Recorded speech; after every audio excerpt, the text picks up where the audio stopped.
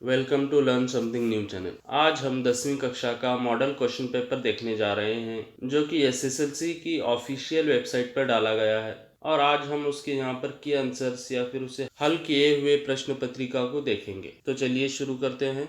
तो यहाँ पर देखिए ये मॉडल क्वेश्चन पेपर 1 है। तो ऐसे ही हम आगे एक दो मॉडल क्वेश्चन पेपर खुद से बना करके आपको दिखाएंगे। तो चलिए सबसे पहले हम जो ऑफिशियल वेबसाइट पर जो मॉडल क्वेश्चन पेपर है उसे देख लेते हैं। तो ये रहा। तो यहाँ पर देखिए निम्नलिखित प्रश्नों के लिए 4 विकल्प सुझाए गए हैं। उनमें से सर्वाधिक उचित विकल्प चुनकर उसके संकेताक्षर सहित पूर्ण रूप से लिखिए। तो नंबर 1, बड़ा शब्द का विलोम रूप है ए मोटा, बी छोटा, सी पतला, डी लंबा। उत्तर इसका सही उत्तर है बी छोटा। आगे देखिए बहन शब्द का पुल्लिंग रूप है बेटी, माँ, श्रीमती, भाई। तो यहाँ पर इसका सही उत्तर है भाई। तो यहाँ पर देखिए इसका संकेताक्षर जो है डी है। तो यहाँ पर ए भी आपको लिखना होता है। आगे देखिए निम्नलिखित में से बहुवचन शब्द है ए बच्चा, बी गलती, सी प्रतियां, डी अकेला। तो इसका सही उत्तर है सी प्रतियां। आगे देखिए निम्नलिखित में से प्रथम प्रेरणार्थक क्रिया रूप है ए पढ़ाना, बी पढ़ाई, सी अनपढ़, डी पढ़ो। तो इसका सही उत्तर है ए पढ़ाना। आगे देखिए पांचवा प्रश्न, माता पिता शब्द में समास है ए द्विगु, बी तत्पुरुष, सी द्वंद्व, डी अविभाव। तो इसका सही उत्तर है द्वंद्व समास।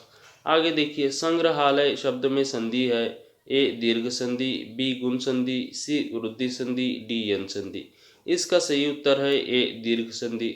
आगे देखिए मेरे पास बहुत डैश डैश पशु पक्षी हैं। रिक्त स्थान के लिए सही कारक है। तो यहाँ पर देखिए इसके ऑप्शन है ए ने, बी को, सी में, डी से। तो इसका सही उत्तर है डी से। मेरे पास बहुत से पशु पक्षी हैं। आगे देखिए अध्यापक कहानी सुनाते हैं। वाक्य में प्रयुक्त विराम चिन्ह है ए प्रश्नवाचक, बी पूर्ण विराम, सी अल्प विराम, डी अर्ध विराम। तो इसका सही उत्तर है बी पूर्ण विराम। तो ये थे आपके ऑब्जेक्टिव वाइज यानी बहुविकल्पीय प्रश्नोत्तर। तो आगे देखिए अनुरूपता शब्द। नंबर 9, गिल्लू की प्रियलता सोनजूही, गिल्लू का प्रिय खाद्य काजू। स्थानीय ठेकेदार अहमद जलालुद्दीन, अखबारों के वितरक शमसुद्दीन। नंबर 11, पहले एवरेस्ट पर्वतारोही महिला जूके ताबी, पहले हिमालय पर्वतारोही पुरुष तेंजिंग नोरगे। नंबर 12, बलबीर, बलराम, जसोदा, यशोदा। तो ये थे अनुरूपता शब्द। आगे देखिए एक वाक्य में उत्तर लिखिए। नंबर 13, अब्दुल कलाम जी बचपन में किस घर में रहते थे? इसका सही उत्तर है अब्दुल कलाम जी बचपन में पुश्तैनी घर में रहते थे। नंबर 14, विजयपुरा नगर का प्रमुख आकर्षक स्थान कौन सा है? इसका सही उत्तर है विजयपुरा नगर का प्रमुख आकर्षक स्थान गोल गुम्बज है। नंबर 15, तुलसीदास जी के अनुसार मुखिया को कैसा होना चाहिए? इसका सही उत्तर है तुलसीदास जी के अनुसार मुखिया को मुख अथवा मुंह के समान होना चाहिए। नंबर 16, समय किसका दिया हुआ अनुपम धन है? इसका सही उत्तर है समय ईश्वर का दिया हुआ अनुपम धन है। तो आगे देखिए निम्नलिखित प्रश्नों के 2-3 वाक्यों में उत्तर लिखिए। तो यहाँ पर ये 8 प्रश्न हैं, इसके कुल 16 अंक हैं। तो प्रश्न नंबर 17, दुकानदार ने लेखक से क्या कहा? इसका सही उत्तर है दुकानदार ने लेखक से कहा कि बाबूजी बड़े मज़ेदार सेब आए हैं, खास कश्मीर के, आप ले जाएं, खाकर तबीयत खुश हो जाएगी। नंबर 18, वर्मा जी को चौंकाने के लिए गिल्लू कहाँ कहाँ छिप जाता था? इसका सही उत्तर है वर्मा जी को चौंकाने के लिए गिल्लू कभी फूलदान के फूलों में छिप जाता, कभी पर्दे की चुन्नट में और कभी सोनजूही की पत्तियों में छिप जाता था। प्रश्न नंबर 19, कृष्ण बलराम के साथ खेलने क्यों नहीं जाना चाहता? इसका सही उत्तर है बलराम कृष्ण को चिढ़ाता है। वह कृष्ण से कहता है यशोदा ने उसे जन्म नहीं दिया, इसे मोल लिया गया है। इस गुस्से के कारण कृष्ण बलराम के साथ खेलने नहीं जाना चाहता। आगे देखिए प्रश्न नंबर 20, ई गवर्नेंस से क्या लाभ है? इसका सही उत्तर है ई गवर्नेंस द्वारा सरकार के सभी कामकाज का विवरण, अभिलेख, सरकारी आदेश आदि को यथावत लोगों को सूचित किया जाता है। इससे प्रशासन पारदर्शी बन सकता है। प्रश्न नंबर 21, बिछेंद्री का बचपन कैसे बीता? बिछेंद्री को बचपन में रोज 5 किलोमीटर पैदल चलकर स्कूल जाना पड़ता था। बिछेंद्री ने सिलाई का काम सीख लिया था तो अपने पढ़ाई का खर्च सिलाई करके जुटाने लगी। इस तरह उन्होंने संस्कृत में एमए तथा बीएड तक की शिक्षा प्राप्त की। आगे देखिए समय का सदुपयोग कैसे करना चाहिए? आलस छोड़कर मनुष्य अपना काम सही समय पर करेगा। मनुष्य जो काम कर रहा होता है उसी में अपना ध्यान लगाकर उसे अपना काम करना चाहिए, क्योंकि समय ईश्वर का दिया हुआ अनुपम धन है। मनुष्य समय को खो देगा तो उसे दोबारा वापस नहीं पा सकता। ऐसे मनुष्य को समय का सदुपयोग करना चाहिए। आगे देखिए प्रश्न नंबर 23, शनि का वायुमंडल कैसे बना है? इसका सही उत्तर है बृहस्पति की तरह शनि का वायुमंडल भी हाइड्रोजन, हीलियम, मीथेन तथा एमोनियो गैसों से इसका निर्माण हुआ है। अथवा शनि सौरमंडल का सबसे सुंदर ग्रह है कैसे? तो इसका सही उत्तर है प्रकृति ने शनि ग्रह के गले में खूबसूरत हार डाल दिए हैं। शनि के इन वलयों या कंकनों ने इस ग्रह को सौरमंडल का सबसे सुंदर एवं मनोहर ग्रह बनाया है। इसलिए शनि सौरमंडल का सर्वाधिक सुंदर ग्रह माना जाता है। प्रश्न नंबर 24, संसार के महान व्यक्तियों ने सत्य का सहारा लिया है, उदाहरण समझाइए। इसका सही उत्तर है संसार के महान व्यक्तियों ने सत्य का सहारा लिया है। जैसे राजा दशरथ ने सत्य वचन निभाने के लिए अपने प्राण त्याग दिए। अथवा शास्त्र में सत्य बोलने का तरीका कैसे समझाया गया है? इसका सही उत्तर है शास्त्र में सत्य बोलने का तरीका ऐसे समझाया गया है कि सत्यम ब्रूयात प्रियम ब्रूयात न ब्रूयात सत्यम प्रियम, अर्थात सच बोलो जो दूसरों को प्रिय लगे, अप्रिय सच मत बोलो। तो ये थे 2-3 वाक्यों के प्रश्न उत्तर। आगे देखिए 3-4 वाक्यों में उत्तर लिखिए। प्रश्न नंबर 25, कश्मीरी सेब पाठ का आशय क्या है, स्पष्ट कीजिए। इसका सही उत्तर है लेखक प्रेमचंद अपना अनुभव बताते हुए पाठकों को सचेत करते हैं कि अगर खरीदारी करते समय सावधानी नहीं बरतें तो धोखा खाने की संभावना होती है। यही इस पाठ का आशय है। तो आगे देखिए प्रश्न नंबर 26, दिनकर जी के अनुसार मानव का सही परिचय क्या है? इसका सही उत्तर है मनुष्य ने आज प्रकृति के हर तत्व पर विजय प्राप्त की है, जैसे जल, विद्युत और भाप, परंतु मानव ने दूसरे मानव से प्रेम करना नहीं सीखा। इसलिए दिनकर जी कहते हैं कि मानव का सही परिचय यही है कि मानव दूसरे मानव से प्रेम करे और अपने भाईचारे को समझे और दूसरों के प्रति प्रेम भाव रखे। आगे देखिए प्रश्न नंबर 27, ज़ैनुल आबदीन नमाज के बारे में क्या कहते हैं?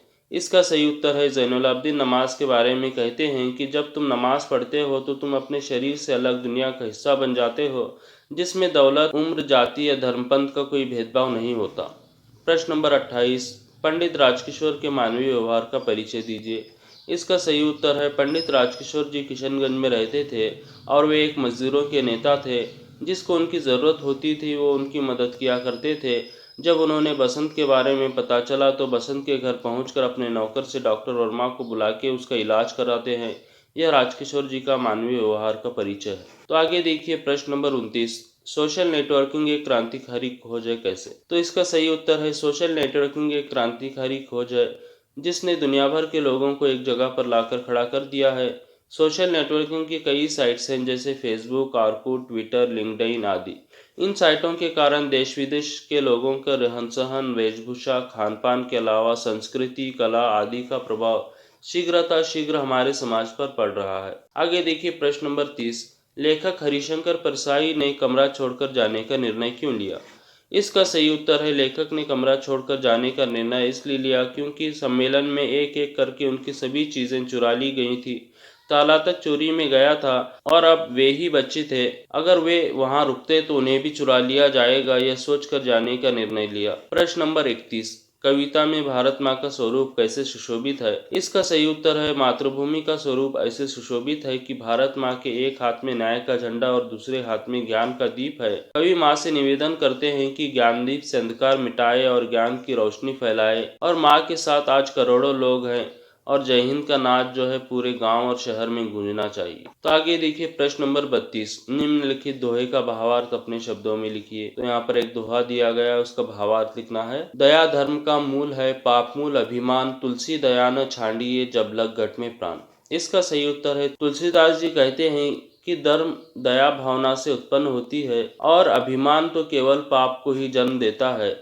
मनुष्य के शरीर में जब तक प्राण है तब तक मनुष्य को अपना व्यर्थ अभिमान छोड़कर दयालु बने रहना चाहिए। अगला प्रश्न देखिए, गद्यांश का अनुवाद कन्नड़ या अंग्रेजी में कीजिए। तो यहाँ पर एक गद्यांश दिया गया है जिसका हमें अनुवाद ट्रांसलेट करना है। बड़ी कठिनाई से लेखिका ने गिल्लू को थाली के पास बैठना सिखाया, जहाँ बैठकर वो थाली में से एक एक चावल उठाकर खाता रहता था। इसका सही उत्तर है with great difficulty the writer thought Gillu to sit near the plate where he used to sit and eat every rice from the plate। तो ये था अंग्रेजी में अनुवाद। कन्नड़ में अनुवाद देखिए। ಬಹಳ ಕಷ್ಟಪಟ್ಟು ಬರಹಗಾರ ಗಿಲ್ಲುಗೆ ತಟ್ಟೆಯ ಬಡಿ ಕುಳಿತುಕೊಳ್ಳಲು ಕಲಿಸಿದನು। ಅಲ್ಲಿ ಅವನು ತಟ್ಟೆಯಿಂದ ಪ್ರತಿ ಅನ್ನವನ್ನು ಕುಳಿತು ತಿನ್ನುತ್ತಿದ್ದನು। तो ये था कन्नड़ में अनुवाद। आगे देखिए 5 वाक्यों में उत्तर लिखिए। तो यहाँ पर देखिए प्रश्न नंबर 34, कर्नाटक के साहित्यकारों ने कन्नड़ साहित्य को समृद्ध बनाया है, कैसे स्पष्ट कीजिए। इसका सही उत्तर है, कर्नाटक के अनेक साहित्यकारों ने सारे संसार में कर्नाटक की कीर्ति फैलाई है। वचनकार बसवन्ना क्रांतिकारी समाज सुधारक थे। अक्क महादेवी, अल्लम प्रभु, सर्वज्ञ जैसे अनेक संतों ने अपने अनमोल वचनों द्वारा प्रेम, दया और धर्म की सीख दी है। पुरंदरदास, कनकदास आदि भक्त कवियों ने भक्ति, नीति, सदाचार के गीत गाए हैं। पंपा, रन्ना, पोन्ना, कुमारव्यास, हरिहर, राघवांक आदि ने महान काव्यों की रचना कर कन्नड़ साहित्य को समृद्ध बनाया है। तो यहाँ पर देखिए अगला, अथवा बेंगलुरु विश्व भर में क्यों प्रसिद्ध है, विवरण दीजिए। इसका सही उत्तर है, बेंगलुरु कर्नाटक राज्य की राजधानी है। यहाँ देश विदेश के लोग आकर बस गए हैं। बेंगलुरु शिक्षा का ही नहीं बल्कि बड़े बड़े उद्योग धंधों का भी केंद्र है। यहाँ प्रसिद्ध भारतीय विज्ञान संस्थान HAL, HMT, ITI, BHEL, BEL जैसी बृहद संस्थाएं हैं, इसलिए बेंगलुरु विश्व भर में प्रसिद्ध है। तो ये था प्रश्न। आगे देखिए, निम्नलिखित कवितांश पूर्ण कीजिए। तो यहाँ पर कविता को हमने पूर्ण किया हुआ है। असफलता एक चुनौती है, इसे स्वीकार करो। क्या कमी रह गई देखो और सुधार करो। जब तक न सफल हो नींद चैन को त्यागो तुम। संघर्ष का मैदान छोड़कर मत भागो तुम। आगे देखिए, निम्नलिखित गद्यांश को ध्यानपूर्वक पढ़कर नीचे दिए गए प्रश्नों के उत्तर लिखिए। तो यहाँ पर एक गद्यांश दिया गया है। सुभाष चंद्र बोस भारत की स्वतंत्रता के महान सेनानी थे। अंग्रेज सरकार इनसे बहुत डरती थी। महात्मा गांधी जी का विनम्र सत्याग्रह उन्हें नहीं भाता था, अतः उन्होंने गांधी जी का साथ छोड़ दिया। इन्हीं दिनों ब्रिटिश युवराज भारत आए। उनके बहिष्कार का आंदोलन चलाने के कारण सुभाष को 6 महीने की जेल मिली। सन 1922 ईस्वी में बंगाल के बाढ़ पीड़ितों की सेवा उन्होंने तन मन धन से की। कलकत्ता कॉरपोरेशन के मेयर बनकर सुभाष ने आज़ादी की लड़ाई जारी रखी। इसी बीच स्वास्थ्य सुधार हेतु सुभाष स्विट्जरलैंड गए। यूरोप में सुभाष ने वेलरा, हिटलर, मुसोलिनी आदि का सहयोग प्राप्त किया। सुभाष भारत को शीघ्र ही स्वतंत्रता दिलाना चाहते थे। तो ये था गद्यांश। आगे देखिए प्रश्न ए, अंग्रेज सरकार सुभाष से क्यों डरती थी। इसका सही उत्तर है, सुभाष चंद्र बोस भारत की स्वतंत्रता के महान सेनानी थे। अंग्रेज सरकार इनसे बहुत अधिक डरती थी। तो बी, सुभाष ने गांधी का साथ क्यों छोड़ दिया। इसका सही उत्तर है, महात्मा गांधी जी का विनम्र सत्याग्रह उन्हें नहीं भाता था, इसलिए उन्होंने गांधी जी का साथ छोड़ दिया। प्रश्न नंबर सी, सुभाष को जेल क्यों जाना पड़ा। इसका सही उत्तर है, ब्रिटिश युवराज भारत आए थे। उनके बहिष्कार का आंदोलन चलाने के कारण सुभाष को 6 महीने की जेल मिली। आगे देखिए डी प्रश्न, सुभाष ने बाढ़ पीड़ितों की सेवा कैसे की। इसका सही उत्तर है, सन 1922 ईस्वी में बंगाल के बाढ़ पीड़ितों की सेवा उन्होंने तन मन धन से की। तो ये थे गद्यांश के प्रश्न उत्तर। आगे देखिए प्रश्न नंबर 37, दिए गए संकेत बिंदुओं के आधार पर 12 से 15 वाक्यों में किसी एक विषय के बारे में निबंध लिखिए। तो यहाँ पर 3 विषय दिए गए हैं। यहाँ पर आप देख सकते हैं कि ये 3 विषय हैं। क, वन महोत्सव, ख, आज की आवश्यकता इंटरनेट, ग, पर्यटन का महत्व। तो हमने यहाँ पर देखिए ख, आज की आवश्यकता इंटरनेट, इस पर हमने यहाँ पर निबंध बनाया है क्योंकि ये आपके पुस्तक में से भी दिया गया है। तो यहाँ पर सबसे पहले देखिए प्रस्तावना। इंटरनेट शब्द को आज सभी लोग जानते हैं, बच्चे हों या बड़े, सभी लोग इसका प्रयोग करना अच्छी तरह से जानते हैं। अगर सही अर्थों में देखा जाए तो इंटरनेट हम सभी के लिए जीने की वजह बन चुका है।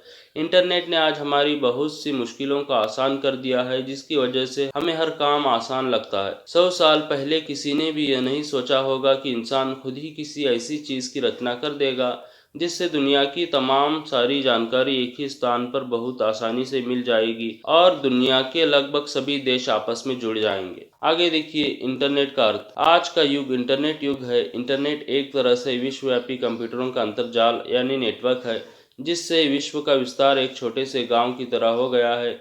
आज मनुष्य के लिए इंटरनेट की बहुत आवश्यकता है। तो ये था अर्थ। आगे देखिए इंटरनेट से लाभ। इंटरनेट द्वारा पल भर में बिना अधिक खर्च किए कोई भी विचार, चित्र, वीडियो चित्र आदि दुनिया के किसी भी भाग में भेजा जा सकता है। इस प्रकार ये आधुनिक जीवन शैली का महत्वपूर्ण अंग बन गया है। इंटरनेट द्वारा घर बैठे बैठे खरीदारी कर सकते हैं, कोई भी बिल भर सकते हैं, इससे समय की बचत होती है। इंटरनेट बैंकिंग द्वारा हम जहां चाहें वहां रकम भेज सकते हैं। वीडियो कॉन्फ्रेंस द्वारा एक जगह बैठकर अन्य देशों के प्रतिनिधियों से चर्चा कर सकते हैं। इस प्रकार इंटरनेट एक वरदान है। चिकित्सा, कृषि, अंतरिक्ष ज्ञान, विज्ञान, शिक्षा आदि सभी क्षेत्रों में इसका कमाल देखा जा सकता है। देश के रक्षा दलों की कार्रवाई में इंटरनेट का बहुत बड़ा योगदान है। इंटरनेट की सफलता की वजह से विशेषता और उपयोगिता है। इसकी सुगमता और उपयोगिता की वजह से यह हर जगह इस्तेमाल होता है, जैसे कार्यस्थल, स्कूल, कॉलेज, बैंक, शिक्षण संस्थान, प्रशिक्षण केंद्रों पर, दुकान, railway station, airport, restaurant, mall आदि। आगे देखिए इंटरनेट के उपयोग में सतर्कता। हाँ, यह भी सही है कि इंटरनेट यदि वरदान है तो अभिशाप भी है। इंटरनेट की वजह से पायरेसी, बैंकिंग फ्रॉड, हैकिंग, सूचना खबरों की चोरी आदि बढ़ रही है। मुक्त वेबसाइट, चैटिंग आदि से युवा पीढ़ी फंसती जा रही है। समय का दुरुपयोग हो रहा है। बच्चे अनुपयुक्त और अनावश्यक जानकारी प्राप्त कर रहे हैं। इसलिए लोगों को चाहिए कि इंटरनेट से सचेत रहें। गोपनीय दस्तावेज़ों की चोरी के लिए स्पैमिंग का इस्तेमाल किया जाता है। यह एक अवांछनीय ईमेल होती है जिसके माध्यम से गोपनीय दस्तावेज़ों की चोरी की जाती है। आगे देखिए उपसंहार। इंटरनेट आज की दुनिया में हर किसी के जीवन के लिए बहुत महत्वपूर्ण है। इंटरनेट जानकारियों का समूह है जो दुनिया के सभी कंप्यूटरों से जानकारी प्राप्त करके सर्च इंजन और अन्य वेबसाइटों की सहायता से सूचनाएं प्रदान करता है। आजकल सरकारी और गैर सरकारी कार्यालयों, स्कूलों, कॉलेजों, हॉस्पिटलों, बैंक, छोटे से लेकर बड़े व्यापार में इंटरनेट का प्रयोग किया जाता है। इंटरनेट के कारण दुनिया के प्रत्येक व्यक्ति को इससे लाभ पहुंचा है। लेकिन आज भी हमारे देश के कई ऐसे स्थान हैं जहां पर इंटरनेट पहुंच नहीं पाया है। इसलिए प्रत्येक व्यक्ति को इंटरनेट पहुंचाना चाहिए। इंटरनेट का उपयोग मात्र मनोरंजन के लिए करना सही नहीं है, क्योंकि इंटरनेट से हम कई प्रकार के ज्ञान प्राप्त कर सकते हैं और विश्व का एक नए स्तर पर ले जा सकते हैं। तो ये था निबंध इंटरनेट के बारे में। आगे देखिए प्रश्न नंबर 38। कोई भी कारण बताते हुए 4 दिन की छुट्टी के लिए अपनी पाठशाला के प्रधान अध्यापक जी को एक पत्र लिखिए। तो हमने यहाँ पर दिनांक 25/2/2022 डाली है। तो देखिए सबसे पहले जो है प्रेषक, यानी ये एक फॉर्मल लेटर है, यानी व्यवहारिक पत्र है। तो देखिए प्रेषक में हम अपने बारे में लिखेंगे कि हम जो पत्र लिख रहे हैं या जो पत्र लिखने वाले हैं उसके बारे में यहाँ पर जानकारी होगी। तो देखिए यहाँ पर जो है नाम में हमने अ ब क दिया है। आप यहाँ पर कोई भी नाम दे सकते हैं। तो 10वीं कक्षा, यानी वो कौन सी कक्षा में पढ़ता है, सरकारी हाई स्कूल स्कूल का नाम है और बेंगलुरु। तो उसके बाद सेवा में, यानी जिसको हमें पत्र लिख रहे हैं उसके बारे में यहाँ पर जानकारी लिखनी है। हमें यहाँ पर देखिए पत्र जो है अपने प्रधान अध्यापक जी के नाम लिखना है। तो यहाँ पर देखिए प्रधान अध्यापक जी, सरकारी हाई स्कूल, यानी जिस स्कूल में हम पढ़ते हैं उसी स्कूल का नाम आएगा और एड्रेस भी वही आएगा, बेंगलुरु। आगे देखिए विषय, 4 दिन की छुट्टी हेतु पत्र। तो अभी यहाँ पर संबोधन देखिए। महोदय, उपर्युक्त विषय के अनुसार सविनय निवेदन है कि कल रात से मुझे तेजी से बुखार आ रहा है। पाठशाला आना मुश्किल है, इसलिए कल से 26/2/2022 से लेकर 29/2/2022 तक कुल मिलाकर 4 दिन की छुट्टी देने की कृपा कीजिए। बुखार कम होते ही पाठशाला आ जाऊंगा। धन्यवाद सहित आपका आज्ञाकारी विद्यार्थी अबक। यहाँ पर अगर आपने प्रेषक में कोई नाम दिया है तो यहाँ पर भी अंत में भी वो नाम आप दे सकते हैं। तो ये था एक फॉर्मल लेटर, व्यवहारिक पत्र। यहाँ पर और एक अथवा के रूप में प्रश्न दिया गया है, अपनी पढ़ाई के बारे में बताते हुए अपने पिता के नाम एक पत्र लिखिए। तो हमने ये भी यहाँ पर पत्र दिया हुआ है। तो देखिए सबसे पहले दिनांक 19/3/2022। पूज्य पिताजी, सादर प्रणाम। मैं यहाँ आपके आशीर्वाद से कुशल हूँ। आपका पत्र मिला, पढ़कर अत्यंत खुशी हुई। मेरी पढ़ाई ठीक चल रही है। आपकी आज्ञानुसार मैं मन लगाकर दिन रात पढ़ाई में व्यस्त रहता हूँ। खेलकूद या गपशप में ज़्यादा समय नहीं गंवा रहा हूँ। अभी कुछ दिनों में हमारी अंतिम बोर्ड परीक्षा शुरू होने वाली है। आप सभी के आशीर्वाद से मेरे अच्छे परिणाम निकलेंगे। माँ को मेरा प्रणाम और बहन को ढेर सारा प्यार देना। तो आपका आज्ञाकारी बेटा अमित। तो यहाँ पर मैंने नाम दिया है, आप नाम दे भी सकते हैं या नहीं भी दे सकते। तो ये था यहाँ पर देखिए इनफॉर्मल लेटर, यानी कि एक व्यक्तिगत पत्र है। आप व्यक्तिगत पत्र में अपने भाई बहन, माता पिता, अपने मित्रों को लिख सकते हैं। तो इसके यहाँ पर देखिए नीचे जो है आएगा सेवा में, यानी कि यहाँ पर आपको ये बताने की ज़रूरत नहीं है कि ये पत्र कौन लिख रहा है, क्योंकि वो आपके पिता आपके बारे में जानते हैं या फिर आपकी माता आपके बारे में जानती है। तो यहाँ पर देखिए सिर्फ आप यहाँ पर इस पत्र में लिखेंगे कि जहाँ पर पत्र पहुँचना है या जिसे जिसे पत्र मिलना है। तो बस उसके बारे में जानकारी है। सेवा में श्री रघुवीर, घर नंबर 567, पवन नगर, मैसूरू। तो ये था व्यक्तिगत पत्र और ये था आपका प्रश्न पत्रिका मॉडल क्वेश्चन पेपर। आगे भी हम ऐसे ही मॉडल क्वेश्चन पेपर लाते रहेंगे। आपने अभी तक हमारे इस चैनल को सब्सक्राइब नहीं किया है तो जल्द से जल्द सब्सक्राइब करें और इस वीडियो को अपने मित्रों में शेयर करें।